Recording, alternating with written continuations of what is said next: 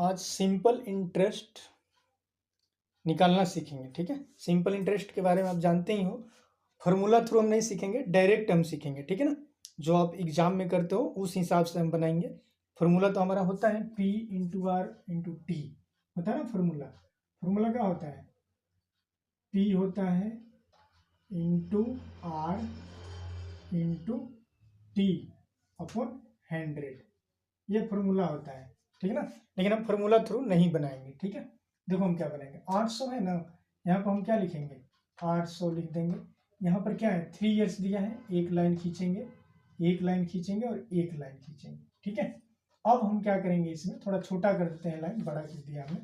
अब हमने क्या करना है कि 10% है, तो ये 10% निकालेंगे इसका, एक साल का 10% ये निकालेंगे और इसका हम 10% निकाल लेंगे। ठीक है, कितना हो गया? 80 का कितना हो गया? 10%। 800 का 80 हो गया, ये भी हो गया 80 और ये भी हो गया 80, हो गया ना। 10%, 800 का 10। अब हम क्या करेंगे? 80 प्लस 80 प्लस 80 इक्वल टू कितना हो गया? तो 80 80 18 का 24 हो गया ना, 240। 80 80 कितना हो गया? 160 और 80 240 हो गया, 240, ये आंसर हो गया। ठीक है, निकाल लोगे। अब इसमें मैंने किया क्या?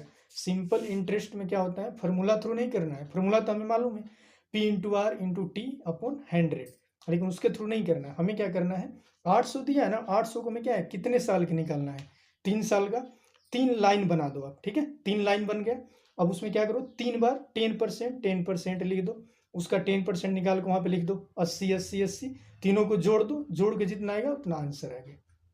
Any doubt? Okay, thank you.